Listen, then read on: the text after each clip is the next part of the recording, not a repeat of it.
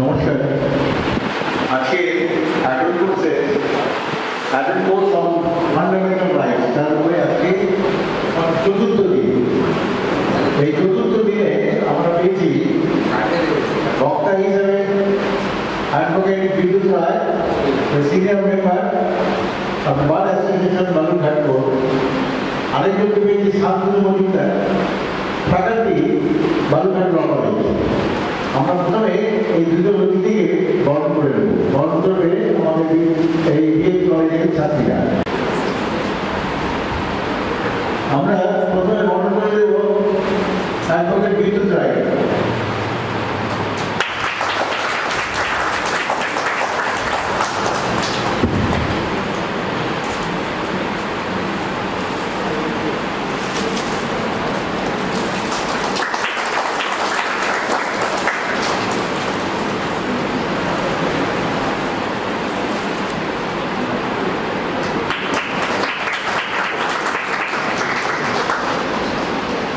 এবার বরণ করে দেব Shantanu Majumdar, faculty Balurghat law college.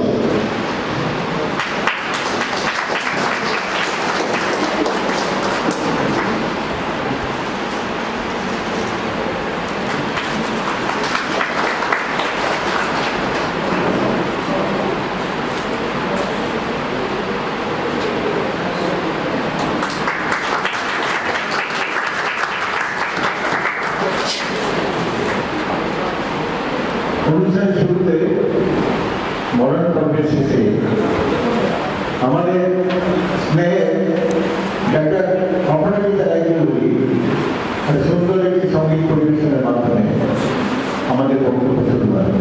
নমস্কার।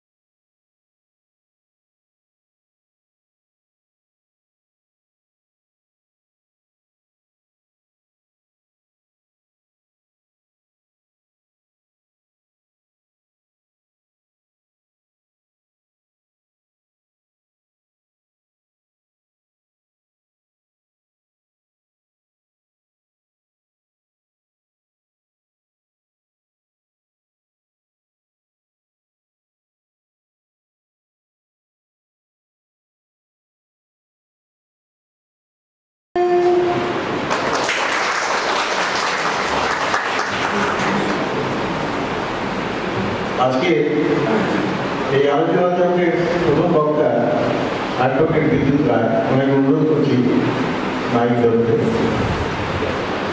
স্টুডেন্টস এবং বিএড কলেজের শিক্ষাকর্মী মঞ্চে আমাদের বিএড কলেজের কমান্ডার ডক্টর নবকুমার দাস, আমার শ্রদ্ধেয় শিক্ষক অনুব্রত সাহা এবং বালুরঘাট ল কলেজের শান্তনু মজুমদার। মানে শান্তনুর সঙ্গে আমার একটা রিও আছে, যে অ্যাপয়েন্টমেন্ট আছে আমার হাতে ল কলেজে। সবাইকে শ্রদ্ধা জানিয়ে, নমস্কার জানিয়ে এবং শুভেচ্ছা ভালোবাসা জানিয়ে আমি ছোট করে কিছু বলছি, মানে প্র্যাকটিস লাইফের অভিজ্ঞতা থেকেই বলছি। সেটা হচ্ছে মৌলিক অধিকার। মানে এর সঙ্গে আমার মনে হয় যোগ করা উচিত ছিল আমাদের যে ডিউটি, অর্থাৎ আমাদের মানে কনস্টিটিউশনের দুটো পার্ট ভাইটাল, সেটা হচ্ছে rights and duties, fundamental rights and duties. এই ডিউটিসটাও আমাদের কিন্তু দরকার, মানে সঙ্গে জানা দরকার বা রাখা দরকার। কারণ আমাদেরও কিছু শুধু অধিকার নিতে চাই, কিন্তু আমরা আমাদের কর্তব্যটা করবো না, সেটা হবে না। তাহলে এই দুটো রেশিও যদি ঠিক মতো চলে তবেই কিন্তু আমরা ভালো থাকবো। মানে বুকে হাত দিয়ে কেউ বলতে পারবে না যে এখন আমরা ভালো আছি। এই ভালো না থাকার জন্যই কিন্তু এই কনস্টিটিউশনের যেগুলো এই রাইটস বা ডিউটিস আছে সেগুলো পালন না করার কারণ। এবার আমাদের প্রথম যেটা আছে, নিশ্চয়ই 4 দিন ধরে সবাই বলে গেছে, সবাই কিছুটা জেনেই গেছে না বিষয়টা। এখন আমাদের যে কোর্টটা চলছে, অর্থাৎ আইন আদালত যে চলছে, সবটাই কিন্তু এই কনস্টিটিউশনের উপরে ভিত্তি করে। অর্থাৎ কোনো গ্রন্থকে ছোট না করে বলছি, আমাদের মূল গ্রন্থ হওয়া উচিত কনস্টিটিউশন। অর্থাৎ এটাকেই সবাই সকাল থেকে রাত পর্যন্ত প্রণয়ন করা দরকার। এইটা যদি আমরা মেনটেন করতে পারি, এখানে যে লেখাগুলো আছে সেগুলো যদি পালন করতে পারি, তাহলে আমাদের সেই পুরোনো নাম রাজ্যে চলে যেতে পারবো, আইন আদালত থাকবে না। কিরকম আমাদের প্রথমেই যেটা বলা আছে যে সমানাধিকার দিতে হবে, আমাদের কাস্ট, রিলিজিয়াস, এগুলো যে ব্যাপারটা আছে সেগুলো কোনো কিছু থাকবে না। কোনো জায়গায় প্রবেশ করা না করা, এগুলো সব কিছু অধিকার আমাদের থাকবে। যা মনে হবে সেটাই আমরা করবো, যেটা ঠিক মনে হবে, যেটা ন্যায় হবে সেটা আমরা করতে পারবো। আর অন্যায় হলেই তখন বিহাইন্ডটা বার করে দিতে হবে। এইটাকে গাইড করে হচ্ছে আমাদের আদালত। অর্থাৎ দেখবেন যে আমাদের এখন খুব চর্চিত বিষয়, বিভিন্ন ব্যাপারে আদালত খবরের কাগজেও দেখতে পাবেন যে প্রতিনিয়ত প্রত্যেক দিনই প্রায় থাকে যে অমুক বিষয় নিয়ে একটা মামলা হয়ে গেছে, সেই মামলায় অমুক রায় হয়ে গেছে। এই মামলাগুলোরও কিন্তু জন্ম, অর্থাৎ রিট যে অ্যাপ্লিকেশন বা আমাদের ওয়ার করলেও যেগুলো মামলা হয়, সবই কিন্তু এই কনস্টিটিউশনকে ভিত্তি করেই এই আইনগুলো তৈরি হয়েছে। সিআরপিসি, আইপিসি, এভিডেন্স, আমাদের যত আইন আছে, এই যে মেয়েদের যে অধিকারগুলো, আবার যেগুলো মানতে হবে সেগুলো, যে বাল্য বিবাহ দেওয়া যাবে না, যে বাচ্চাদের কাজ করানো যাবে না, এগুলো সব কিন্তু আইনগুলো যে হয়েছে সবগুলোই ভিত্তি হচ্ছে সেই কনস্টিটিউশনে। তা আমাদের কনস্টিটিউশনে যে অধিকারগুলো আছে তার মধ্যে একটা হচ্ছে স্বাধীনতা। অর্থাৎ আমাদের দেখবেন একটা স্টুডেন্টরা বলতে পারবে যে স্ট্যাচু অফ লিবার্টি কোথায় আছে? হ্যাঁ,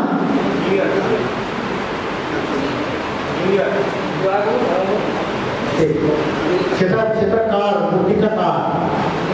স্ট্যাচুটা কার? সেটাই মানে আমাদের যে ফ্রিডম বা লিবার্টি, সেই লিবার্টির স্ট্যাচু সেখানে আছে। সেটা একটা রোমান দেবতা, সে হচ্ছে এরকম করে দাঁড়িয়ে আছে, একটা আলো মানে হাতে আছে, সেটা গোটা বিশ্বকে সেই ফ্রিডমের আলোটা দিচ্ছে আর কি, যে সব জায়গায় সেই আলোটা জ্বলুক। এই স্ট্যাচু অফ লিবার্টি, এবার আমাদের এই যে লিবার্টি, স্বাধীনতা, এই স্বাধীনতাটাও আমাদের কিন্তু মেনটেন করতে হবে, অর্থাৎ এমন স্বাধীনতা আমরা ভোগ করতে পারবো না যেটা কিনা অন্যের স্বাধীনতা হরণ করে। সেই জন্য আমাদের আরো আইন তাদের তৈরি হয়েছে, যেমন ক্রিমিনাল ডিফামেশন বা সিভিল ডিফামেশন, অর্থাৎ দেখবেন কিছু হতে পারে মানহানির মামলা করবে, আমার মানহানি করে দিল, মানে একজন কথা বলতে বলতে যখন সে তার সীমাবদ্ধতাকে ছাড়িয়ে যায়, যে লিমিটটা সেই লিমিটটা যখন ছাড়িয়ে যায় তখন আরেকজনের স্বাধীনতা হরণ করা হয়, তখনই আমাদের ডিফামেশনের জন্ম হয়, যে মানহানির কারণ ঘটে। এবার আমাদের মেয়ে যে 18 বছরের যে বাল্য বিবাহ, 18 বছরের নিচে বিয়ে দেওয়া যাবে না, সেই আইনও কিন্তু এই ফান্ডামেন্টাল রাইটস থেকে এসেছে।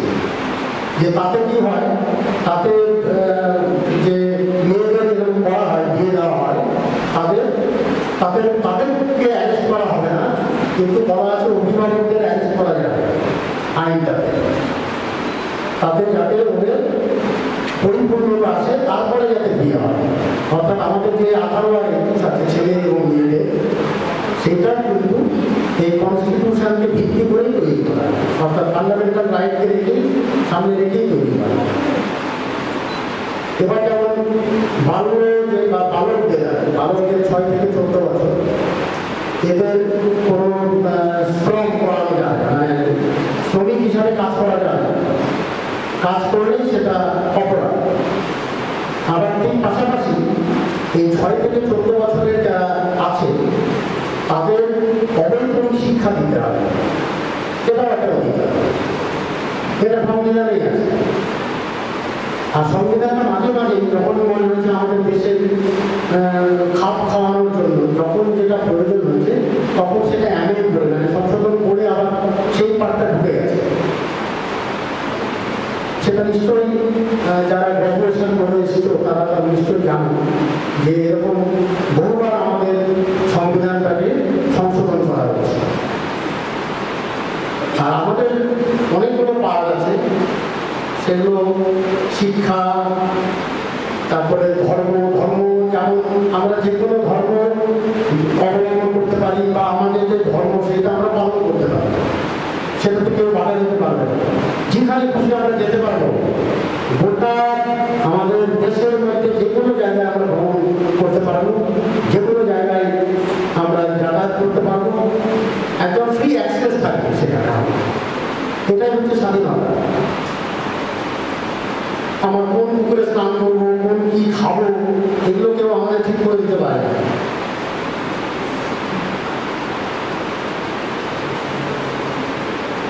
এবার জেলে যারা থাকে বন্দী, তাদেরও আবার স্বাধীনতা ঠিক মতো আছে কিনা, তাদের অধিকার ঠিক মতো আছে কিনা, সেটাও আবার দেখা হবে।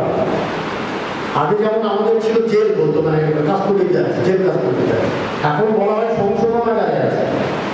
অর্থাৎ তাদেরও ঠিকমতো তারা খাওয়া পড়া থাকা, জেল অপরাধ করলেও অপরাধের পরের যে জীবনটা সেটা যেন তারা সুস্থভাবে কাটাতে পারে।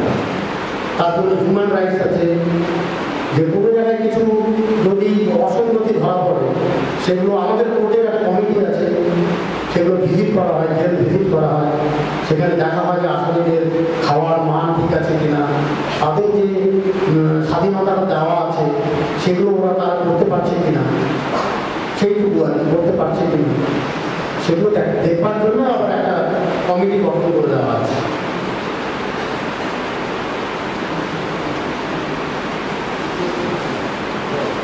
এবার কালচারাল অ্যান্ড এডুকেশনাল রাইটস আছে, সেগুলো আমাদের, যেগুলো আমি যদি ধর্মীয় যে আমার ব্যাপারটা আছে সেটাও যদি আমি বজায় রাখতে চাই, আমি সেটাই করতে পারবো। অর্থাৎ আমার যেটা মনে হবে যে আমি মন্দিরে যাবো, মসজিদে যাবো, গির্জায় যাবো, কেউ কাউকে বাধা দিতে পারবে না। এই অধিকারটা আমাদের একদম নিজস্ব অধিকার, এই অধিকারটা আমাদের সংবিধান দিয়েছে। সেটা আমাদের সেটাই বলেছে যে ডিউটি, যেটা আমি বলছিলাম যে একটা জিনিস আছে পার্ট, সেটা হচ্ছে কর্তব্য। সেই কর্তব্যটাতে বলা আছে যে এই কনস্টিটিউশনে যা যা বলা আছে সেগুলো আবার আমরাও মান্যতা দেব। আমরা মান্যতা দিলেই কিন্তু সেটা পালিত হবে। সেটা রেসিপ্রোকাল টাইপের, মানে এবার আমি বলবো তো ওটা না হলে কিন্তু সেটা আবার মানে কার্যকর করা যাবে না। সেই জন্য আমাদের সব কিছুতেই আমাদের একটা ডিউটি থেকেই গেছে, সেই পালন করার দায়টা কিন্তু আমাদের।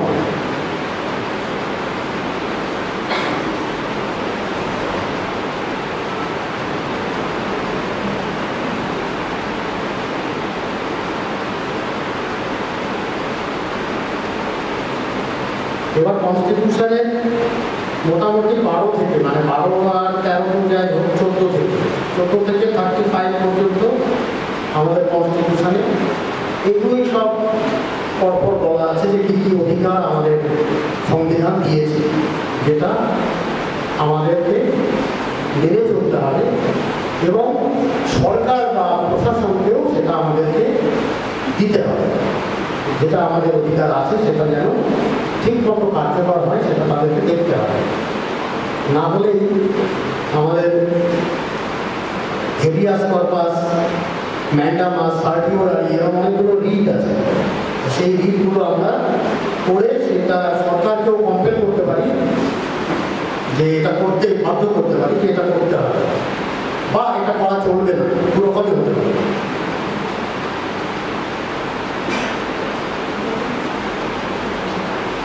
এবার তোমাদের কোনো কিছু প্রশ্ন থাকলে বলতে পারো।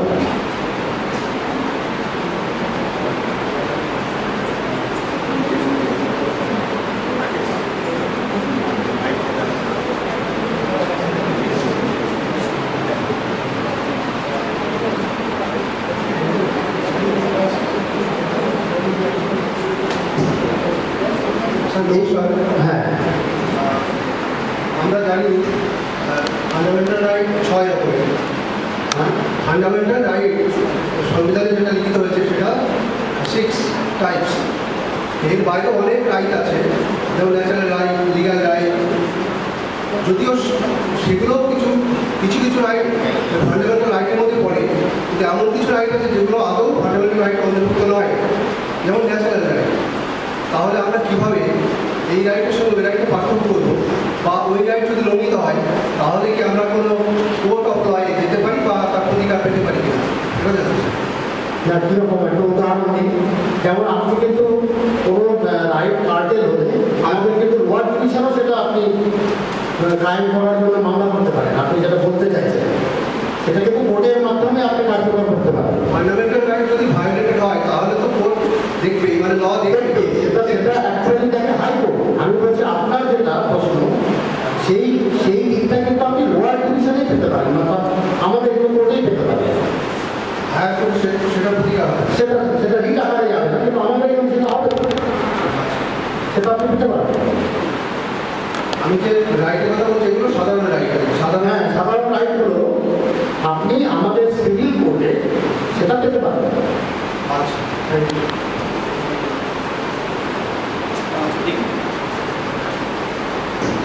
Good afternoon, sir. I, Dr. Shadendra Tiwari, Associate Professor in the NF section. As you studied your lecture, you have mentioned about Statue of Liberty. Statue of Liberty. My question is very basic question. Why Statue of Liberty is over here, not any other statue? Now it was gifted by France. The statue was gifted by France. And as per that it was settled at, set up as at USA, Washington. As per that মানে আপনি আপনার যে ইচ্ছা কাউকে কিছু দেবেন সেটা তো আপনি ঠিক করে দেবেন। সেটা দিয়েছিল ফ্রান্সের অনুযায়ী রোমান যে স্বাধীনতার যে দেবতা লিবার্টাস সেই তার স্ট্যাচু এটা। এবার ফ্রান্স যেহেতু সেটা দিয়েছে, ফাইন্যান্স করেছে, সে বলেছে যে এখানে বসাতে হবে। আমেরিকা সেটা রাজ্য হয়েছে। আমেরিকা যেহেতু একটা উন্নত country. Is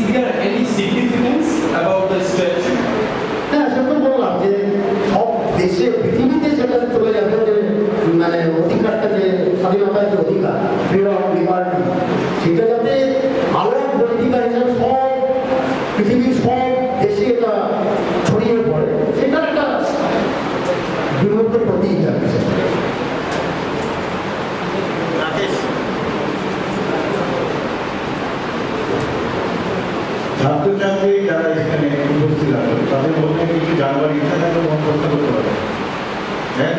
special mean for you. আমরা চাই ওরা এই অ্যাডাল্ট ক্লাসগুলো যে অ্যাটেন্ড করছো কতটা তোমার নিজে পারছো সেটা আমাদের একটু জানা দরকার। সুতরাং ছাত্রছাত্রী যারা এখানে উপস্থিত আছো তাদের মধ্যে কেউ কিছু জানতে তুমি চাও অ্যাডভোকেট বিদ্যুৎ রায়ের কাছে জানতে পারো। কেউ আছে এরকম প্রশ্ন কারো আছে? সবাই ভালো আছে, থ্যাংক ইউ। আমি তাহলে শেষ করলাম।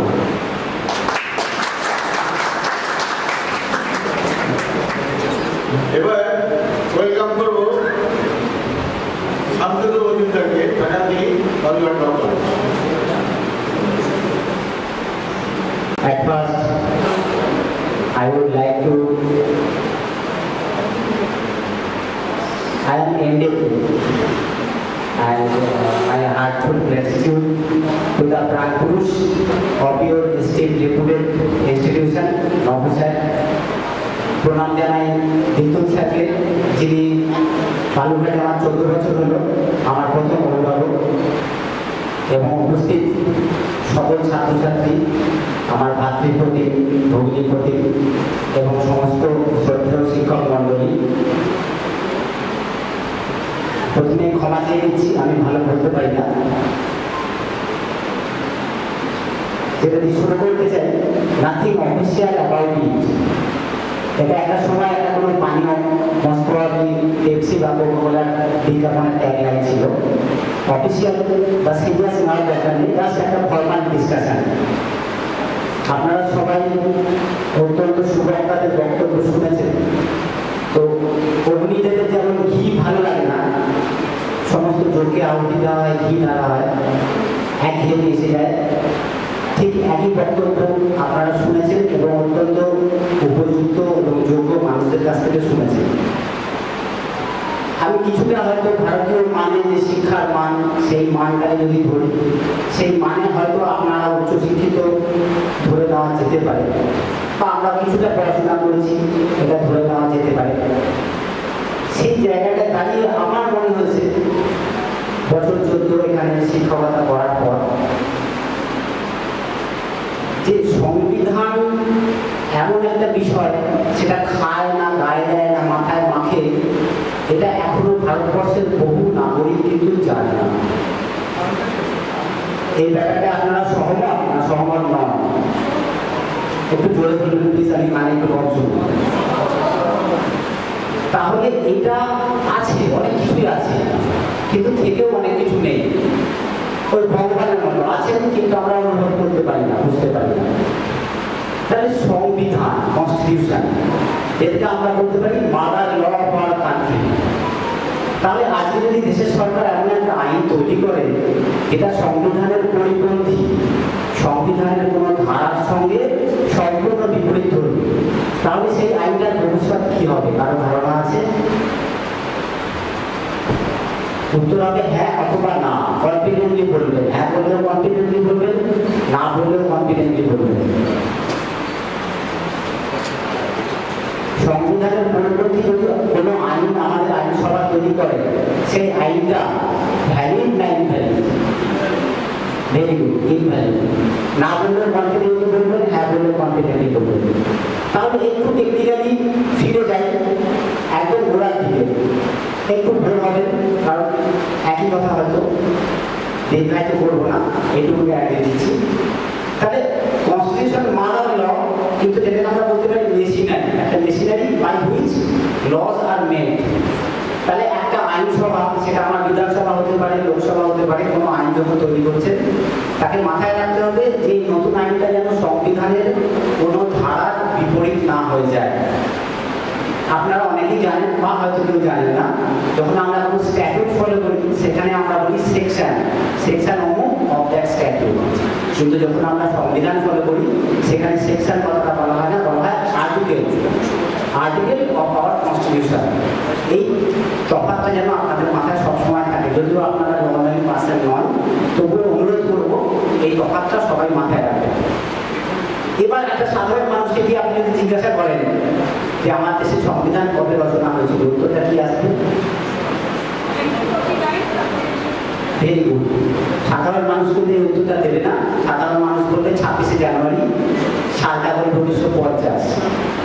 তাহলে আমরা যখন কিছুটা পড়াশোনা করেছি, এটা অবশ্যই আমরা জেনে রাখবো যে সংবিধান রচিত হয় 26শে নভেম্বর 1949, সেটা গৃহীত হয় 26শে জানুয়ারি 1950। 26শে নভেম্বর দিনটা একটা বিশেষ দিন হিসেবে পালিত হয়, বলতে পারবেন কেউ? 26শে নভেম্বর অর্থাৎ ব্যাস একটু জোরে না, রিপাবলিক ডে 26শে জানুয়ারি, আমি বলছি 26শে নভেম্বর। চেষ্টা করুন, এটা আইন করতে না হলে আমিও হয়তো জানতাম না, এই লজ্জা হ্যাঁ স্বীকার করতে কোনো দোষ নেই। 26 November as a law day, আইন দিবস হিসেবে পালন হয়। এইবারে যদি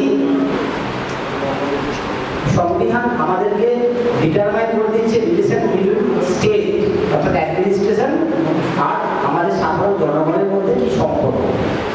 এবার নিরস ব্যাপারটা যেটা, যে কোনো লেজিসলেশন, যে কোনো স্ট্যাটিউট কালারলেস, কোনো রস রস বর্ণ গন্ধ ছন্দ কিছু নেই, কিন্তু জানতে হবে, পড়তে হবে, কারণ আমরা মানুষের অধিকারের জন্য পড়াশোনা করছি। হ্যাঁ, বিশেষ অবশ্যই নিজের ভবিষ্যৎ জীবিকা। এবারে আপনারা এই ইনস্টিটিউশনে এসেছেন, আপনারা ভবিষ্যৎ প্রজন্ম গড়বার কারিগর, সে দায়িত্ব আমরা কলেজে কিছুটা হলেও পালন করি। তাহলে এই যে শিক্ষার আলো সংবিধানের মাধ্যমে হোক বা আপনাদের সুন্দর পড়াশোনার মাধ্যমে হোক, ভবিষ্যৎ প্রজন্মের কাছে আপনারাও ছড়িয়ে দিচ্ছেন, বা যারা ছাত্রছাত্রী আছেন তারাও সুযোগ্য শিক্ষকের ভূমিকা পালন করবেন এবং ছড়িয়ে দেবেন। সংবিধানটা কিন্তু একটু জানতে হবে, এটা আমার অনুরোধ, আপনাদের পাঠ্যে থাক বা না থাক। আমরা হোয়াটসঅ্যাপ, ফেসবুক, ইউনিভার্সিটিকে 1 ঘন্টা করে দিই প্রত্যেক ঘুমানোর আগে, সেখান থেকে 15 মিনিট কি 10 মিনিট কাটে করে আমার অনুরোধ সেই সময়টা একটু সংবিধান। এবার সংবিধান আমি তো আপনারা বলবেন স্যার আপনি তো বলে দিয়ে চলে গেলেন, আমাদের নিজেদের পড়াশোনা আছে। সংবিধান পুরোটা পড়তে গেলে যথেষ্ট সময় লাগবে, এই বিষয়ে কোনো সন্দেহ নেই।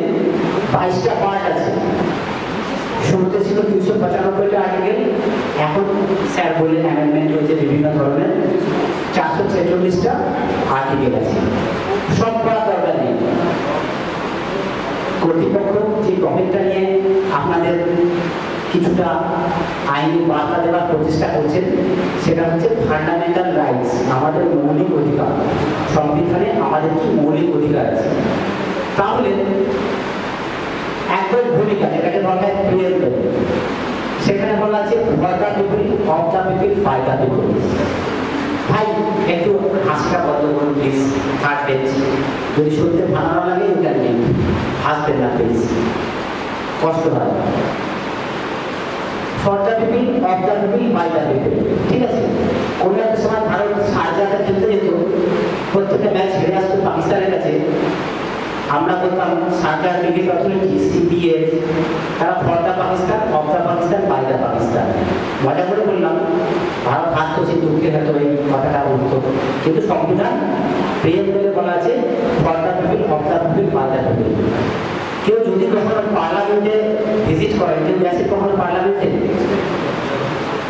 যদি সৌভাগ্য হয়, আমার হয়েছে অ্যাজ এ ল স্টুডেন্ট, পার্লামেন্টে ঢোকার মুখে আমাদের যে কনস্টিটিউশন, এটা বি.আর. আম্বেদকর প্রাণ পুরুষ, তার পাণ্ডুলিপিটা রাখা আছে, সেখানে কনস্টিটিউশনের প্রিয়েন্টরটা আপনি পড়তে পারবেন, ঠিক আছে। এবং সেখানে কি বলা আছে, মানুষ হচ্ছে আলটিমেট অথরিটি। সংবিধানে যা যা আর্টিকেল আছে সমস্তটাই কিন্তু মানুষের জন্য। তাহলে কনস্টিটিউশন ইমার্জেস ফ্রম পিপল, এই কথাটা আমরা বলতে পারি। আলোচনাটা টেকনিক্যাল থাকছে, আর কিছুক্ষণ থাকবে, একটু মার্জন আছে ওটার জন্য। তাহলে সংবিধান নিশ্চিত হয়েছে কি? প্রথম হচ্ছে জাস্টিস, ন্যায়। কি কি ধরনের justice? Social, economic and political. Social justice, economic justice and political justice, এটা হচ্ছে এম, লক্ষ্য। সোশ্যাল জাস্টিস সমাজের সব শ্রেণীর মানুষ যেন পান। ইকোনমিক জাস্টিস তাহলে বুঝতে হবে সমাজে যে পিছিয়ে পড়া শ্রেণী তাদেরকে তুলে আনার কথাও চিন্তাভাবনা লক্ষ্য রাখা হয়েছে। পলিটিক্যাল জাস্টিস তো রয়েছে। লিবার্টি, স্যার তার ভাষণে বলে গেলেন স্ট্যাচু অফ লিবার্টির কথা। লিবার্টি ছোট্ট একটা শব্দ, কিন্তু ইম্প্যাক্ট বিশাল। কোন কোন ধরনের লিবার্টি আমার সংবিধান আমাকে পারমিট করে? Liberty of thought, liberty of expression. আজকে আমি যে এত কথা বলছি, আপনি বা আমি আপনাকে থামাতে পারি না, কারণ সংবিধান আপনাকে অনুমতি দিয়েছে, অনুমোদন দিয়েছে। আপনার থট, আপনার এক্সপ্রেশন আপনি এক্সপ্রেস করতে পারবেন। This liberty provided us by our mother law, that is constitution. তাহলে মাকে যেরকম আমরা ভক্তি শ্রদ্ধা করি, পূজা করি, সংবিধানকেও আমাদের অল্প শিক্ষা আলো আমাদের যাদের মধ্যে আছে, আমি বলবো না যে আমরা প্রত্যেকে বিশাল শিক্ষিত, অল্প শিক্ষা আলো আমাদের যাদের মধ্যে আছে, আমি যে সুযোগ পেয়েছি তাতে করে সংবিধানকে আমরা মান্যতা দেব। যে কোনো লয়ের আগে একে আমরা মা হিসেবে জ্ঞান করব। এইবারে চলে আসছি মূল টপিকে, ফান্ডামেন্টাল রাইটস, মৌলিক অধিকার। এর আগেও আপনারা শুনেছেন, আরেকবার একটু রিপিট করি। ফান্ডামেন্টাল রাইটস আমরা সংবিধানের পার্ট 3-তে খুঁজে পাবো। If you gone through the section, এই সরি দেখো আমার ভুল হচ্ছে, সেকশনের আর্টিকেল 12 থেকে 35। If we go through the article 12 to 35 of our constitution, we should find fundamental rights, মৌলিক অধিকার। তাহলে একটা প্রশ্ন আসবেই মনে, এখানে সাধারণ অধিকার আর মৌলিক অধিকার এর মধ্যে তফাৎ কি? শ্রদ্ধেয় স্যার প্রশ্নটা করেছিলেন, আমি আরেকটু আসছি পরে। তাহলে বেসিক ফ্রিডম, বেসিক যে ফ্রিডম সেটা কিন্তু সুরক্ষিত আছে, নিশ্চিত আছে আমাদের সংবিধানের আঁচলের তলায়, ফ্রম আর্টিকেল 12 টু আর্টিকেল 35। এবারে একটা জিনিস মাথায় রাখতে হবে, এই যে ফান্ডামেন্টাল রাইটস, যে মৌলিক অধিকার, আমাদের 6 ধরনের মৌলিক অধিকার আছে। 6 ধরনের মৌলিক অধিকার, সেগুলো কি কি একটু সংক্ষেপে বলে দিই।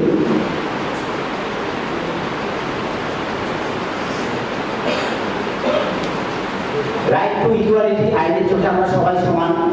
এটা নিশ্চয়ই আমরা সবাই না জানলেও একটা ধারণা আছে, আমরা মনে মনে পোষণ করি, আইনের চোখে আমরা সকলেই সমান। রাইট টু ফ্রিডম, আমাদের কিছু কিছু স্বাধীনতা আছে, হ্যাঁ কি না? ফোর্থ বেঞ্চ স্টুডেন্ট, জানো তুমি রাইট টু ফ্রিডম, এটা সংবিধানের সুরক্ষিত রক্ষা ব্যবস্থা আমাদের। উত্তর হবে হ্যাঁ কি না? পার্সেন্টেজ বলো, দাঁড়িয়ে প্লিজ। এটা তুমি জানো না জানো না যে কিছু ফ্রিডম আমাদের সংবিধান আমাদেরকে গ্যারান্টি দিয়েছে? ভেরি গুড, বসো। রাইট এগেইনস্ট এক্সপ্লয়টেশন, কাউকে এক্সপ্লয়েট করা যাবে না। বেশ। রাইট টু রিলিজিয়ান, স্যার উল্লেখ করেছেন। রাইট টু কালচার, বিভিন্ন কালচারাল রাইট আমাদের আছে। আর বিভিন্ন হাইকোর্ট বা সর্বোচ্চ ন্যায়ালয়, সুপ্রিম কোর্টে যাওয়ার অধিকার আমাদের আছে। এর মাঝে আমি 6টা রাইটের কথা বললাম। একটা প্রশ্ন নিশ্চয়ই কারো না কারো মাথায় এসেছে, স্যারদের মাথায় তো নিশ্চয়ই এসেছে, শিক্ষার অধিকার। ফান্ডামেন্টাল রাইটস যে 6টা রাইটস আমি বললাম, তার মধ্যে শিক্ষার অধিকারের কথা আমি বললাম না। স্যারদেরকে বিরক্ত করবো না, যারা প্রিয় ছাত্রছাত্রীরা রয়েছে তাদের মাথায় কি এটা এলো যে স্যার শিক্ষার অধিকার এটা কি ফান্ডামেন্টাল রাইটসের মধ্যে নেই? আপনি তো বললেন না, তাহলে কি নেই? যদি না থাকে কেন নেই? থাকা কি উচিত ছিল? এই প্রশ্নটা কি কোনো প্রিয় ছাত্রছাত্রীর মাথায় এলো?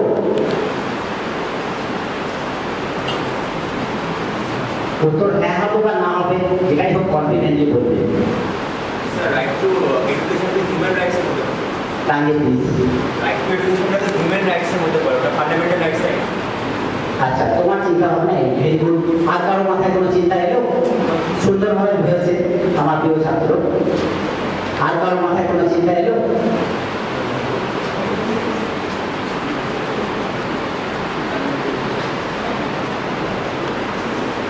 বেশ, এখানে বলে দিই, আইন প্রথম যখন সংবিধান প্রণয়ন হয় তখন রাইট টু এডুকেশন কিন্তু এই ফান্ডামেন্টাল রাইটস অর্থাৎ মৌলিক অধিকারের মধ্যে ছিল না। এবারে কি হলো, আর্টিকেল 21A, মনে রাখবে, আর্টিকেল 21 ক্যাপিটাল A, ঠিক আছে, সংবিধানের 86তম সংশোধনী, 86th অ্যামেন্ডমেন্ট, 86th অ্যামেন্ডমেন্ট, যেটা 2002 সালে আনা হয়েছে। 86th অ্যামেন্ডমেন্টে রাইট টু এডুকেশনকে ফান্ডামেন্টাল রাইটসের আওতায় নিয়ে আসা হয়েছে। যারা আমরা শিক্ষা জগতের সঙ্গে যুক্ত আছি তাদের পক্ষে এটা জেনে রাখা আমার ব্যক্তিগত ধারণা, এবং সবাইকে অনুরোধ এটা মাথায় রাখার জন্য বলবো যে রাইট টু এডুকেশন সংবিধানের 86তম সংশোধনী 86th অ্যামেন্ডমেন্টের মাধ্যমে 2002 সালে নিয়ে আসা হয়েছে অ্যাজ এ ফান্ডামেন্টাল রাইটস। ছাত্রদের অনুরোধ করবো এটা একটু তোমরা মাথায় রাখবে, কারণ আমরা কি দেখি আজকে যতই আমার দেশ এগিয়ে যাক এখনো বহু শিশু কিন্তু শিক্ষা থেকে শতভাগ দূরে, তাদের দুটো পয়সা ইনকাম করতে তাদের বাবা মা পাঠাচ্ছে, বাধ্য হচ্ছে পাঠাতে, ঠিক আছে। তাহলে এটা শুধু সরকারের দায়িত্ব বলে ছেড়ে দিয়ে চলবে না, চ্যারিটি বিগিনস অ্যাট হোম। তাহলে আমরা যদি আমাদের আশেপাশে কোথাও দেখি যে কোনো শিশু যে কারণে হোক পড়াশোনার অধিকার থেকে বঞ্চিত হচ্ছে, সকলের কাছে অনুরোধ সেই জায়গাটায় তাকে যতটা পারবেন সাহায্য করুন, বা প্রশাসনের রিমাইন্ডার ব্যাপারটা আনলে তারাও নিশ্চয়ই ব্যাপারটা নিয়ে ভাববেন। ঠিক যেভাবে রাইট টু এডুকেশনকে নিয়ে আসা হলো 86তম সংশোধনের মাধ্যমে, ঠিক একই রকমভাবে কিন্তু যেটা আমাদের বিষয় সম্পত্তির অধিকার, যেটা স্যার একটু আগে প্রশ্ন তুলেছিলেন, বিষয় সম্পত্তির অধিকার, এই নিয়ে যদি কোনো ডিসপিউট হয়, আমার জমিতে যদি কেউ ঢুকে পড়ে, আমি তাহলে কোথায় যাবো, কোন আদালতে যাবো?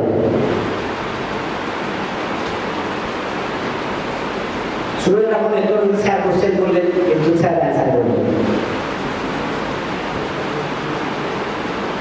তোমার বিষয় সম্পত্তি নিয়ে যদি কোনো গন্ডগোল হয়, তোমার প্রপার্টিতে যদি কেউ ঢুকে পড়ে, সাম wrongdoer encroach upon your property, before whose forum should you go? একটু জোরে বল মা। কোন কোর্টে যাবে? সিভিল কোর্ট অর্থাৎ ডিস্ট্রিক্ট কোর্ট বা সাব ডিভিশনাল কোর্ট। বসুন, তাহলে দেখো এই প্রশ্নটা কেন করলাম। রাইট টু প্রপার্টি আমাদের সংবিধান যখন প্রণয়ন হয়, রাইট টু প্রপার্টি কিন্তু ফান্ডামেন্টাল রাইটস হিসেবেই ট্রিটেড হতো। Right to property fundamental rights হিসেবেই ট্রিটেড হতো, কিন্তু পরবর্তীকালে সংবিধানের 44তম সংশোধনী এলো 1978 সালে। সেখানে রাইট টু প্রপার্টি আর ফান্ডামেন্টাল রাইটস হিসেবে থাকলো না, সেটা সিভিল রাইট হিসেবে পরিগণিত হলো। তার ফলে প্রপার্টি নিয়ে কোনো যখন ডিসপিউট হচ্ছে, আপনার প্রপার্টির উপর কোনো আঘাত আসছে, তখন আমরা সুপ্রিম কোর্ট বা হাইকোর্টে না গিয়ে সিভিল কোর্টে, লোকাল ডিস্ট্রিক্ট কোর্ট হোক বা সাব ডিভিশনাল কোর্ট হোক, সেই কোর্টে যাব, মনে রাখতে হবে। এবারে সেকশন 14-15 এইগুলো সেকশন সম্পর্কে নিশ্চয়ই সবাই বলেছেন। রাইট টু ইকুয়ালিটি, আমরা সবাই আইনের চোখে সমান, এবং সেকশন 15-তে prohibition of discrimination on the ground of race, sex, caste, birth place. এবারে তাহলে তোমার মনে আসতে পারে বা আমাদের মনে আসতে পারে যে তাহলে স্যার এত কোটা কেন? ইউনিভার্সিটিতে এই কোটা, এই কলেজে এই কোটা, চাকরি ক্ষেত্রে এই কোটা। এই সংক্রান্ত মামলাতে আমাদের সর্বোচ্চ ন্যায়ালয় বলে দিয়েছেন যে there should not be class legislation but only reasonable classification। কারণ আর্টিকেল 15-এ তুমি দেখবে, যদি সরকার মনে করে, যদি তুমি আর্টিকেল 15টা পড়ে থাকো, রিড আউট করে থাকো, যে সরকার চাইলে ব্যাকওয়ার্ড ক্লাস অফ সিটিজেন বা মহিলা বা শিশুদের জন্য স্পেশাল স্ট্যাটুট বানাতেই পারে। সুপ্রিম কোর্টে বলে দিলেন there should not be class legislation but reasonable classification।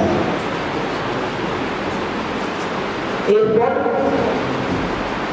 খুব ইম্পর্টেন্ট একটা আর্টিকেল আর্টিকেল 19, ফ্রিডম,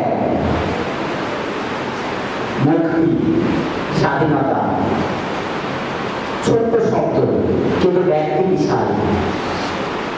কনস্টিটিউশনে 6 রকম ফ্রিডমের কথা বলা আছে। এই যে আজকে এখানে আমি কথা বলছি, আমরা সবাই আমাদের স্বাধীন মতামত এক্সপ্রেস করতে পারছি। আজকে আমি শুধু আমার নেটিভ প্লেস হুগলি, আমার বাড়ি চুঁচুড়া থেকে দক্ষিণ দিনাজপুরে এসে শিক্ষকতা করতে পারছি। তাহলে ফ্রিডম অফ মুভমেন্ট, এই ধরনের 6টা ফ্রিডম সংবিধান মৌলিক অধিকার হিসেবে আমাদেরকে দিয়েছে। কি কি রয়েছে সেখানে? ফ্রিডম অফ স্পিচ, যেটা বললাম, ফ্রিডম অফ অ্যাসেম্বলি, এই যে আমরা এখানে অ্যাসেম্বলি হয়েছি, সংবিধান প্রদত্ত অধিকার কিন্তু চালাকি নয়। Freedom of association, freedom of movement বললাম, ফ্রিডম অফ রেসিডেন্স। আমার ল কলেজের বর্তমান কি আছে সন্তোষ কুমার তিওয়ারি, তার বাড়ি উত্তরপ্রদেশে, তিনি কিন্তু বালুরঘাটে বাড়ি করে বসবাস করছেন। ফ্রিডম অফ রেসিডেন্স, সংবিধান তাকে এই অধিকার দিয়েছে ভারতবর্ষের, তাকে বলে না, আমাদের সবাইকে, ভারতবর্ষের যে কোনো জায়গায় আপনারা বসবাস করতে পারেন। এবং ফ্রিডম অফ প্রফেশন, আমি যে কাজটা করতে চাইবো সেই কাজটা করবার অধিকার আমাকে সংবিধান দিয়েছে। কিন্তু একটা বিষয় আমাদের এখানে মনে রাখতে হবে, একটা ব্যতিক্রম, একটা এক্সেপশন, সেটা ভালো কি খারাপ সেটা বিচার করার যোগ্যতা আমার নেই। এই যে ফান্ডামেন্টাল রাইটস গুলো নিয়ে বলছি, these rights are not absolute. There should be some restrictions, and mind you, restrictions should be reasonable. Arunachal Pradesh কেউ বেড়াতে গেছেন বা নিয়ে গেছেন কোনো কাজে, স্যারেরাও ম্যাডামরাও অরুণাচল প্রদেশ কেউ গেছেন, ইনার লাইন পারমিট লাগে, জানেন কেউ? তা আমি ভারতীয় নাগরিক, আমি অরুণাচলে গেলে আমার ইনার লাইন পারমিট কেন লাগবে? লাদাখ গেছেন কেউ? লাদাখ স্যারেরা ম্যাডামরা, ছাত্ররা যায়নি ধরে দিচ্ছি, সেখানে ইনার লাইন পারমিট নয়, কিন্তু আপনাকে অনুমতি দিতে হবে। তাহলে আমি প্রশ্ন করেছিলাম 2 জায়গাতে, তো উত্তরটা খুব একটা গ্রহণযোগ্য আমার মনে হয়নি। আমার সৌভাগ্য রয়েছে 2 জায়গাতে যাওয়ার। ওনারা বলছেন সীমান্ত এলাকা, সেই জন্য লাগবে। এই হিলিও তো সীমান্ত এলাকা, হিলিতে গেলে আমার ইনার লাইন পারমিট লাগে? লাগে না। কিন্তু আমি সেই পণ্ডিত লোক নই যে আমি এর যথার্থতা যাচাই করব। আমি সত্যি যেটা ফেস করেছি সেটা তোমাদের সঙ্গে শেয়ার করলাম। তাহলে ফ্রিডম অফ মুভমেন্ট রেস্ট্রিকশন আছে। ফ্রিডম অফ স্পিচ, আমি যাকে তাকে যা খুশি করতে পারবো, গালিগালাজ দিতে পারবো, অশালীন কথা বলতে পারবো, রিজনেবল রেস্ট্রিকশন আছে। তাহলে ফ্রিডম, যে 6টা ফ্রিডম আর্টিকেল 19 আমাদেরকে অনুমতি দিচ্ছে, তার কিছু সীমাবদ্ধতা রয়েছে, সেটা অ্যাবসলিউটলি রিজনেবল। এরপর আসছি আর্টিকেল 20। স্যার একটু আগে জেলের কথা বলছিলেন, আসামিদের কথা বলছিলেন। আজকে আমার যদি কোনো শাস্তি হয় বা পুলিশ যদি আমাকে ধরে, সেটা তখনই হবে যদি আমি দেশের কোনো আইন কানুন ভায়োলেশন করি। অন্যথায় গভর্নমেন্ট বা পুলিশ কি আমাকে কোনো সাজা দিতে পারে? ছাত্ররা বলো, ছাত্রীরা বলো, কি মনে হয় তোমাদের? ম্যাডাম বা স্যাররা জানেন? হ্যাঁ হবে বা না হবে উত্তর কনফিডেন্টলি বলো। তাহলে যতক্ষণ না পর্যন্ত দেশের কোনো আইন কানুন আমি লঙ্ঘন করছি, ততক্ষণ পর্যন্ত কি সরকারি হোক, কি আদালত হোক, কি পুলিশ হোক, তারা কিন্তু আমার বিরুদ্ধে কোনো রকম ব্যবস্থা নিতে পারবে না। This also secured by our mother law, by Constitution, as our fundamental right enlisted at Article 20. No conviction except violation of law.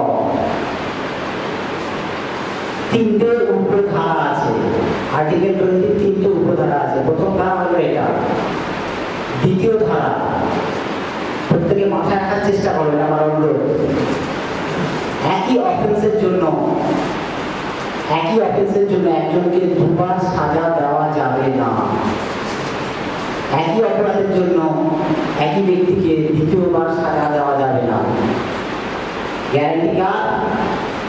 এই গ্যারান্টিটা কে দিচ্ছে আমাদের? সংবিধান, আর্টিকেল 20। একটা খুব হিট সিনেমা ছিল অন্ধা আনন্দ, তো দেখেছেন? অমিতাভ বচ্চনের 80 দশকের ব্লকবাস্টার। যদিও কোর্টরুম ড্রামা বলার লোক সামলাতে পারছি না, স্যার এটা কি বলছে? কনস্টিটিউশন, ফান্ডামেন্টাল রাইট, আর্টিকেল 20, সেখান থেকে হিট সিনেমা। সেম ঘটনা, কোর্টরুম ড্রামা। সেখানে যিনি মারা গেছেন তিনি বেঁচে, তার জামা কাপড় পরিয়ে দেওয়া হয়েছে, মুখ বিকৃত করে দেওয়া হয়েছে, প্রমাণ করে দেওয়া হয়েছে ওই লোকটি মৃত এবং তাকে অমিতাভ বচ্চন খুন করেছেন। অমিতাভ বচ্চনের সাজা হয়ে গেল, মুখ বিকৃত করে দিয়েছে, ওই লোকটা জামা কাপড় পরিয়ে দিয়েছে। দিন যায়, উনি জেল খেটে বাইরে এলেন। তারপর কি হলো? সেই ভদ্রলোকের নাম, সেই চরিত্রের নাম অমরেশ পুরী। পরবর্তীতে উনি ওনাকে দেখলেন রাস্তায় ঘুরে বেড়াচ্ছে, তার নাম জেল খাটা। তিনি কি ওকে ওপেন ডে নাইট মার্ডার করলেন। ট্রায়াল শুরু হলো। উনি কি আর্গুমেন্ট করলেন? আর্টিকেল 20(2). এই লোকটাকে খুন করার জন্য আমার অলরেডি জেল খাটা হয়ে গেছে, তাহলে এই লোকটাকে দ্বিতীয়বার খুন করে আমি কি করে সাজা পাবো? আমার সাজা হবে না। কোর্টরুম ড্রামা, মকালি অফ জাস্টিস, কিন্তু প্রিন্সিপাল হচ্ছে আর্টিকেল 20(2). একই অপরাধে দ্বিতীয়বার সাজা হবে না। অসুবিধা হলে বোঝার কিছু ছাত্ররা ছাত্রীরা বেশ। আর তার তৃতীয় উপধারা, সেখানে বলছে কোনো ব্যক্তিকে নিজের বিরুদ্ধে সাক্ষী দিতে বাধ্য করা যাবে না। এবার তাহলে একটা প্রশ্ন কি মনে এলো? অনেক সময় তো দেখা যায় কোনো এক ব্যক্তি কনফেস করেছে, আদালতে গিয়ে স্বীকারোক্তি দিয়েছে, তাহলে তো সেটা নিজের বিরুদ্ধে সাক্ষী দেওয়া হলো। আবার এদিকে কনস্টিটিউশন বলছে যে কোনো ব্যক্তিকে নিজের বিরুদ্ধে সাক্ষী দিতে বাধ্য করা যাবে না।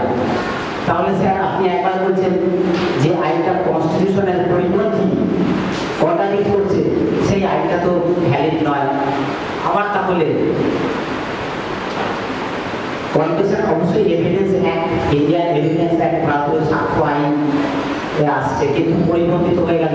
নিজের বিরুদ্ধে সাক্ষী দেওয়া যাবে না কনস্টিটিউশন বলছে, অথচ এভিডেন্স অ্যাক্ট সেখানে আমরা কনফেশন বলে একটা সেকশন পাচ্ছি, স্বীকারোক্তি। জৈন আসামি নিজের দোষ স্বীকার করেছে। এই প্রশ্ন কি কারো মনে এলো যে দুটো কন্ট্রাডিক্ট হয়ে যাচ্ছে কিনা? স্যার এলো এই প্রশ্ন মনে? সেখানেও এটা আপনাদের জানার কথা নয়, এভিডেন্স অ্যাক্টে বলে দেওয়া আছে যিনি স্বীকারোক্তি দিচ্ছেন তাকে কষান দিতে হবে, তার কাছ থেকে সুনিশ্চিত হতে হবে এই স্বীকারোক্তি তুমি স্বেচ্ছায় দিচ্ছ কিনা, কেউ তোমাকে জোর করে নিত, কেউ তোমাকে ভয় দেখায় নিত, এবং এই স্বীকারোক্তি যে তুমি দিচ্ছ it should be used against you in the trial. তোমার বিরুদ্ধে এটা ব্যবহার হবে, জেনে বুঝে তুমি দাও, এতগুলো কষান দিতে হবে। নচেত কোনো ব্যক্তিকে তার বিরুদ্ধে সাক্ষী হতে বলা বা দিতে দেওয়া যাবে না। সংবিধান এই গ্যারান্টি আমাদের দিয়েছে। এরপর সেকশন 21, নিশ্চয় সবাই বলেছেন, আপনারাও শুনেছেন, তবু লোক সামলাতে পারছি না। সেকশন 21 মিনি কনস্টিটিউশন বলা হয়। কি বলা হয়? Mini constitution. সেকশন 21, আর্টিকেল 21, সেখানে বলা আছে no one should be deprived except procedure of law, life and personal liberty। ছোট্ট শব্দ লিবার্টি বলছিলাম, ছোট্ট শব্দ life and personal liberty. Liberty included life and personal liberty. Life আরো ছোট পার্সোনাল লিবার্টি থেকে, কিন্তু ইম্প্যাক্ট বিশাল। আর্টিকেল 21 সেই জন্য বলা হয় মিনি কনস্টিটিউশন। একটা লাইব্রেরি কম করে যাবে আর্টিকেল 21-এর উপর, যদি মেটেরিয়াল বা বই বা জার্নাল কালেক্ট করা হয়। স্যার বললেন, স্যারও জিজ্ঞেস করেছিলেন আর্টিকেল 21-এ আপনি যদি পড়েন তারপর যা বই বা জার্নাল, আবারও বলছি অবিশ্বাস হলেও সত্যি একটা লাইব্রেরি কম করে যাবে। ইন্টারপ্রিটেশন, ব্যাখ্যা, আমরা যখন সংশয় করি, লোয়ার কোর্টগুলো যখন সংশয় করে তখন আইনের ব্যাখ্যা প্রেয়ার করে হাইকোর্টের কাছে বা সুপ্রিম কোর্টের কাছে। আর্টিকেল 21 আর্টিকেল, সেইখান থেকে বিভিন্ন মামলায় অনারেবল সুপ্রিম কোর্ট ইন্টারপ্রেট করেছেন, ইন্টারপ্রেট করে অবজারভেশন দিয়েছেন। একটা পার্ট থাকে জাজমেন্টাল পার্ট, একটা পার্ট থাকে অবজারভেশন, আরেকটাকে বলা হয় রেশিও ডিসেন্ডেন্টি। তাহলে এই যে অবজারভেশন পার্টগুলো আমরা একটু মনে রাখার চেষ্টা করব, যখন এটা আপনাদের জন্য বলা, যদিও আপনাদের এটা জানার কথা নয়।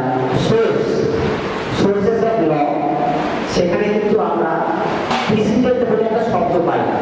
প্রিসিডেন্ট মানে হচ্ছে নজির, এর আগে কি কি নজির আছে। তো আমার দেশে আইনের বইগুলো যেমন আইন, ঠিক তার সাথে সাথে বিভিন্ন হাইকোর্ট এবং সুপ্রিম কোর্টের জাজমেন্টগুলো কিন্তু আইন। তাহলে তাদের সেই লেভেলের যে জাজমেন্টগুলো, সেগুলোকেও কিন্তু আইন হিসেবে ধরে নিতে হবে এবং গোটা দেশ সুপ্রিম কোর্ট যা রায় দেবে সেই রায়ের বাঁধনে আমরা বাধা পড়ে যাই। তাহলে এই আর্টিকেল 21-কে বিভিন্ন মামলায় ইন্টারপ্রেট করতে গিয়ে সুপ্রিম কোর্ট যে বিভিন্ন অবজারভেশনগুলো দিয়েছেন, সেই সমস্তগুলোই কিন্তু ফান্ডামেন্টাল রাইটসের আওতায় চলে এসেছে। আমরা যদি বই খুলি, if we go through the fundamental rights chapter, such rights does not comes under the purview of fundamental rights, but interpretation of section 21 in various cases, those observation comes under the purview of fundamental rights. প্রত্যেক বছরে শেষ হবে না, আমি কয়েকটা just উল্লেখ করছি, এটা স্যারের ডাউটটা অনেকটাই ক্লিয়ার হবে।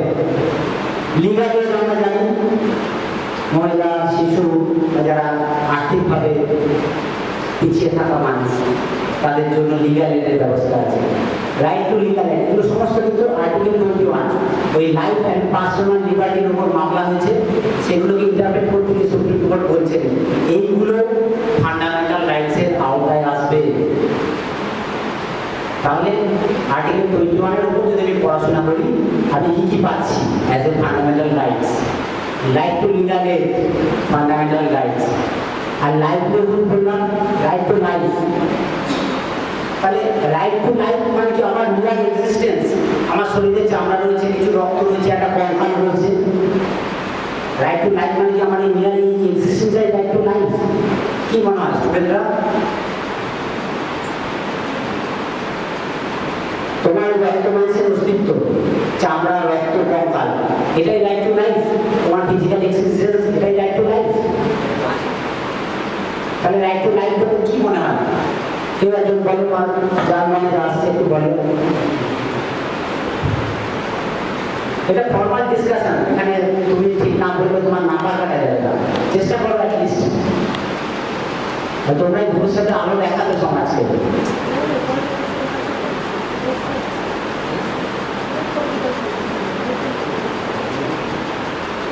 কারো মাথায় কিছু আসছে না?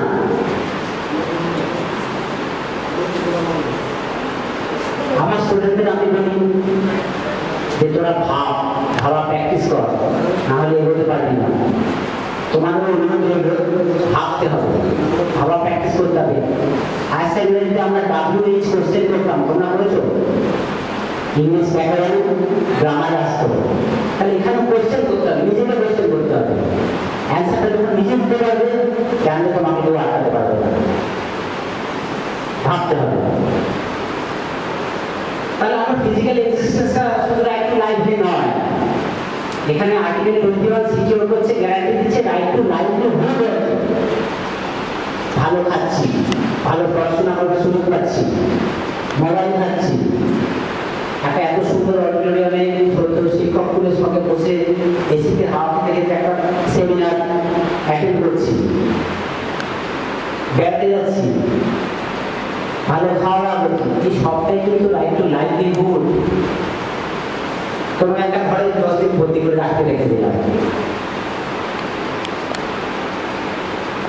একটা 50 টাকা করে দিলাম, এই 50 টাকা দিয়ে তুমি সারাদিন চালাবো, আর তোমার কোনো অধিকার নেই, সেটা কিন্তু লাইভলিহুড হচ্ছে না।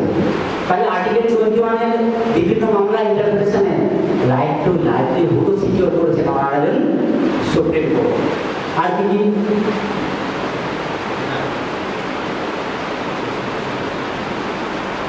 মেডিকেল এইড, আজকে আমার দেশের একজন নাগরিক সে মেডিকেল এইড পেতে হত্যা, এটাও আর্টিকেল 21 গ্যারান্টি দিচ্ছে। ন্যাচারাল জাস্টিস, এটা স্যার বললেন, ন্যাচারাল জাস্টিস, আপনার যদি ন্যাচারাল জাস্টিস কোথাও ভায়োলেশন হয় আর্টিকেল 21 সেই গ্যারান্টি দিচ্ছে, সেখানেও কিন্তু আর্টিকেল 21 ভায়োলেশন হিসেবে দেখা হবে এবং যথোপযুক্ত ব্যবস্থা সেখানে হবে। আচ্ছা, আরেকটা যেটা ধরো আপনার চাকরিজীবী, ঠিক আছে, আমাদের মনে হয় মাইনেটা একটু বাড়লে ভালো হতো। আর্টিকেল 21 রাইট টু লাইভলিহুড, তাহলে আমি কি চাইবো? আরেকটু উন্নত, আরেকটু আরামের জীবন। তাহলে সুপ্রিম কোর্ট এই কথা বলছেন, নন রিভিশন অফ পে স্কেল চলবে না, রিভিশন অফ পে স্কেল। এটা আমরা চাকরিজীবী, এটা আমাদের তোমরা যখন চাকরিজীবী হবে সমাজকে নিশ্চয়ই দেখবে, তার সাথে সাথে মনে হবে কি আমরা আরেকটু উন্নত জীবনযাত্রা পালন করি, ঠিক আছে। তাহলে revision of pay scale article 21 থেকে সুপ্রিম কোর্ট বলছে। Right two live with human dignity, একটা মানুষ তাকে সেই সম্মান দিতে হবে, সেই ডিগনিটি নিয়ে তাকে বাঁচতে দিতে হবে, এটাও আর্টিকেল 21 বলছে। হেলদি এনভায়রনমেন্ট প্রোভাইড করতে হবে সরকারে যেই থাকুক না কেন। তাহলে হেলদি এনভায়রনমেন্ট মানে কি? Healthy environment, pollution free air, pollution free water, সেটাও একজন নাগরিকের পাওয়ার অধিকার আছে, আর্টিকেল 21 বলছে। আর একটা অত্যন্ত গুরুত্বপূর্ণ রাইট, সেটা হচ্ছে রাইট টু প্রাইভেসি। সংবিধানে এই যে ফান্ডামেন্টাল রাইটস আমরা বলছি, সেখানে আমরা খুঁজে পাবো না, কোথায় পাবো? Article 21 interpretation. সেখানেও কিন্তু 2017 সালের একটা মামলায় আর্টিকেল 21-কে ইন্টারপ্রেট করতে গিয়ে সুপ্রিম কোর্ট বললেন right to privacy also comes under the purview of fundamental rights.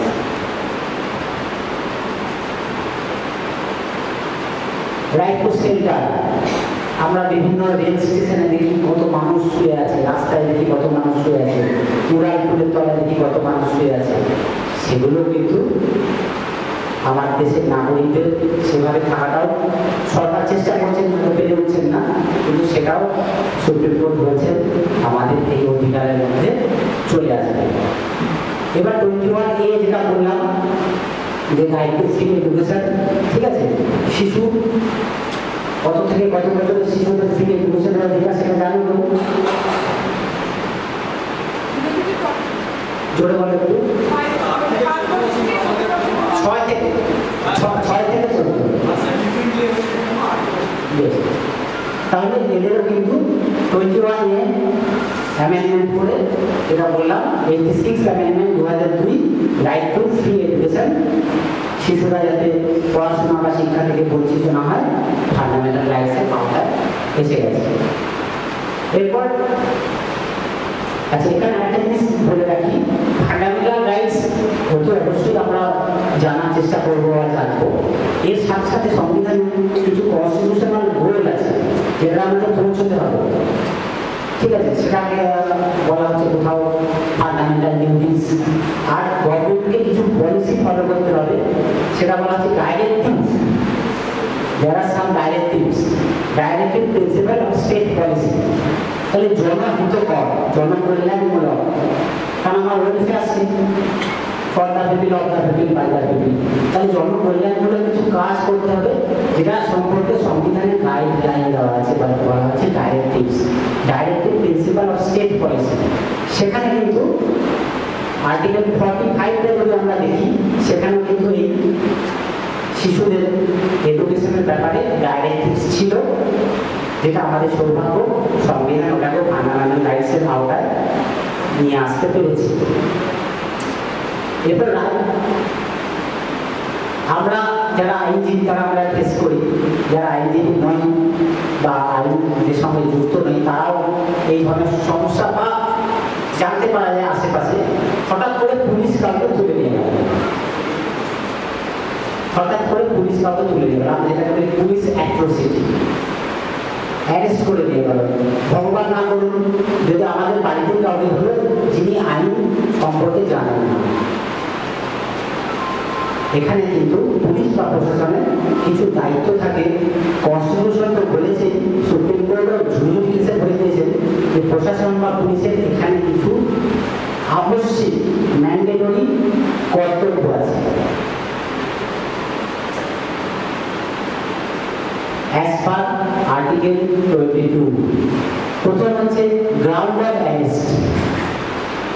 Police should inform that person or his near relatives or his nearest friend the ground of arrest. Arrest memo দিতে হবে। সংবিধান তারপর secure করলো ওই article 22-তে যে যাকে arrest করা হলো তাকে তার আইনজীবীর সঙ্গে কনসাল্ট করতে দিতে হবে। কারণ রাইট টু বেল, জামিনের অধিকার আমার সংবিধান স্বীকৃত।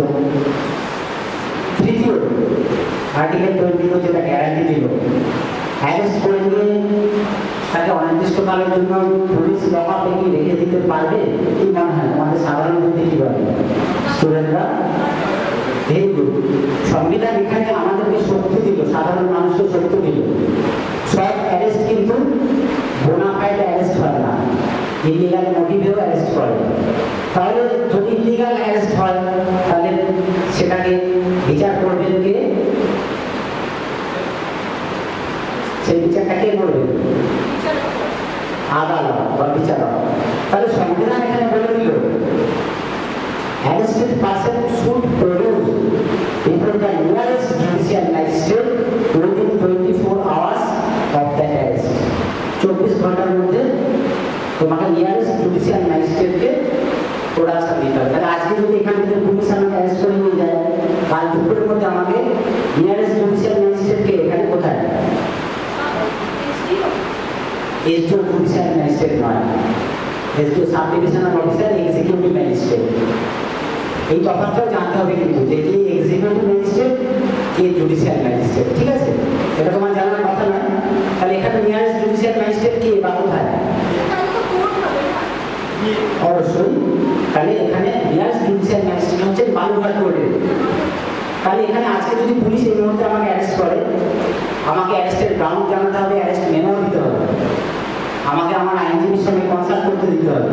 প্লাস আমাকে within 24 hours nearest judicial magistrate হচ্ছেন Balurghat CJM, chief judicial magistrate Balurghat, ওনার কোর্টে আমাকে 24 ঘন্টার মধ্যে পুলিশ বা প্রশাসন অ্যারেস্ট করে কোর্ট থেকে ওই নিয়ে যাওয়ার ক্ষেত্রে যাতায়াতের যে সময়টা লাগে সেই সময়টা কিন্তু বাদ দিতে হবে। তাহলে এটা তোমার মনে হবে এখান থেকে এখানে কি করে 24 ঘন্টা বেশি তো লাগার কথা না, কিন্তু কিছু কিছু জায়গায় এই সমস্যাটা আছে। সুন্দরবন কেউ গেছো? দক্ষিণ 24 পরগনা পৃথিবীর বৃহত্তম বদ্বীপ, স্যারেরা গেছেন কেউ সুন্দরবন? ওখানে আজকে ডাকাতি হলে 3 দিন বাদে পুলিশের কাছে খবর পৌঁছায়, এরকমও জায়গা আছে। তো ন্যাচারালি সেখানে আসামিকে নিয়ে এসে 24 ঘন্টার মধ্যে ওদের নিয়ারেস্ট কোর্ট হচ্ছে ক্যানিং সাব ডিভিশন কোর্ট, আনতে আনতে তো 2 দিন 3 দিন লেগে যাবে, তারপর দিন জোয়ার ভাটা চলে। তো সেই জন্য এই পরিবেশগত প্রতিকূলতার জন্য এই ছাড়টা দেওয়া আছে, না হলে কিন্তু 24 ঘন্টার মধ্যে সংবিধান বলছে আনতেই হবে নিয়ারেস্ট ম্যাজিস্ট্রেটের কাছে, না হলে ওই অ্যারেস্ট ওটা ইলিগাল।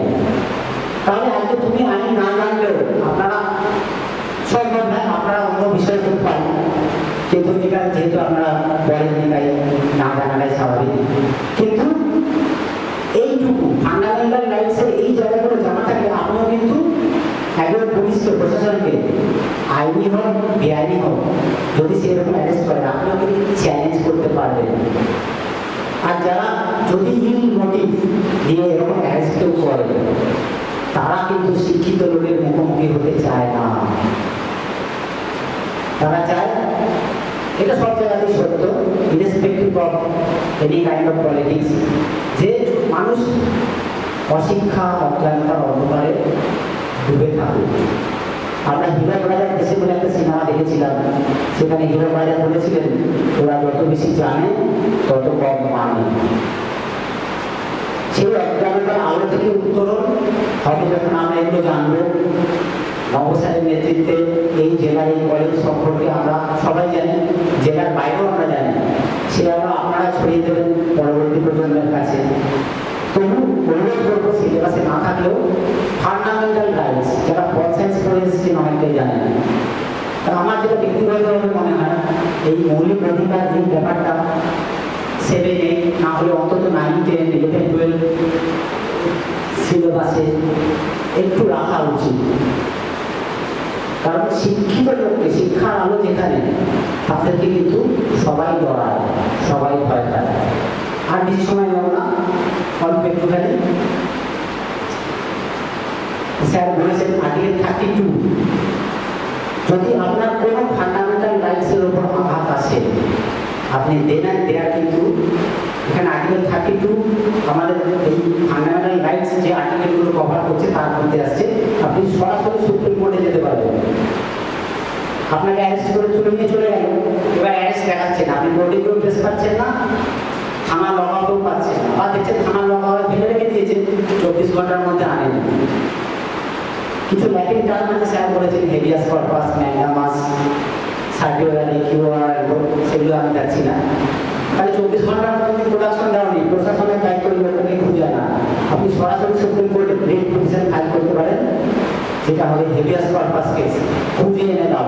প্রশাসনের দায়িত্ব লোকটাকে খুঁজে বার করা, কারণ অ্যারেস্ট করার পর 24 ঘন্টার মধ্যে সে নিয়ারেস্ট জুডিশিয়াল ম্যাজিস্ট্রেটের কাছে হাজির করবে। তাহলে এবং এখানে একটা বিষয় ওরে বাবা সুপ্রিম কোর্ট যেতে হবে কিনা কিছু দরকার নেই, এরকম নজিরও আছে। আপনি একটা পোস্ট কার্ড লিখে প্রধান বিচারপতিকে পাঠিয়ে দিন অ্যাড্রেস করে, সেই পোস্ট কার্ডটাকে পিটিশন ট্রিট করে সুপ্রিম কোর্ট সুরভাবে কনভিনিয়েন্স নিয়েছেন সেই মামলায়, এরকম নজিরও আছে। সুতরাং এই অস্ত্রগুলো আমরা আমাদেরকে ছাপোষা মধ্যবিত্ত দুর্বল বলে ধরে নেব। তাহলে যারা কোনো রকম অন্যায়, কোনো রকম ইলিগাল কাজ করবে তারা ওই শিক্ষার আলোকে ভয় পাবে, আইনের জ্ঞানকে ভয় পাবে। তাহলে এইগুলো, এই ফান্ডামেন্টাল রাইটস, এই অংশটুকু যদি আমরা একটু মাথায় রাখি, ফেসবুক, হোয়াটসঅ্যাপ, ইউনিভার্সিটিকে আমি অবহেলা করছি না, সেখান থেকে অনেক কিছু শেখার থাকে, কিন্তু ছাত্রদের অনুরোধ যদি 1 ঘন্টা ইউনিভার্সিটি পড়ো তার থেকে 15 মিনিট 20 মিনিট যদি এই পার্টটা ফান্ডামেন্টাল রাইটস, এখন গুগল বাবাকে সবই পেয়ে যাবে, যদি একটু দেখলে তোমাদের ভালো, সমাজের ভালো, কারণ তোমাদের মাধ্যমে আরো 5 জন জানবে, ভবিষ্যৎ প্রজন্ম জানবে। তাহলে এই যে এত সুন্দর সুন্দর কথা বললাম, বিরাট কাজ হবে, আমরা লড়াই করবো, সবটা কিন্তু এতটা সহজ নয়, ঠিক আছে, কঠিন। কারণ কি, বেশ কিছু ব্যাপার আছে যেগুলো হচ্ছে এই ইমপ্লিমেন্টেশন একটা গ্যাপ থেকে যায়। তুমি হয়তো বলছো প্রশাসনের সঠিকভাবে যিনি এই কাজটা করবেন তার কাছে গিয়ে হয়তো কথাটা পৌঁছই, তুমি জানছো পৌঁছে গেছে, একটা গ্যাপ থেকে গেছে, এটা একটা ব্যাপার, ঠিক আছে। জুডিশিয়ারির ক্ষেত্রে বিভিন্ন কারণ আছে, সবসময় জুডিশিয়ারিকে দোষ দিলেও চলে না, দেরি হয়, টেকনিক্যাল কারণ থাকে, কিছু জুডিশিয়ারির দোষ থাকে, সবটা নয়। কারণ আমি 9 বছর প্র্যাকটিস করে এসেছি হুগলি জেলা আদালতে, আমরা জানি স্যার তো আরও ভালো হয়। তাহলে ডিবেটা হয় বিভিন্ন কারণে, এফেক্টিভ জাস্টিস পেতে সময় লেগে যায়, সেটাও একটা কারণ। তাহলে এখানে যত সহজে আমি বললাম যে আরে ফান্ডামেন্টাল রাইটস আমি জেনে গেছি আপনার দুর্দান্ত রিলিফ হবে, বাস্তবে হয়তো দেখা যায় সবটা নয়, কিন্তু ওই আশায় বাজে চাষা। তাহলে আমাদের অন্ধকারের ভেতর থেকে আলোটাকে খুঁজে দিতে হবে। আর তোমরা এত ভালো একটা ইনস্টিটিউশনের সুযোগ পেয়েছো সবাই, ভবিষ্যতের শিক্ষক তোমরা, ভবিষ্যৎ প্রজন্মকে তোমরা আলো দেখাবে, এই আশা এবং কামনা। আর প্রত্যেক শ্রদ্ধেয় শিক্ষক মণ্ডলী উপস্থিত সকলকে আমার অভিভাবক জানিয়ে শেষ করছি। একটু দীর্ঘায়িত হলো, ক্ষমা চেয়ে নিলাম সেই জন্য।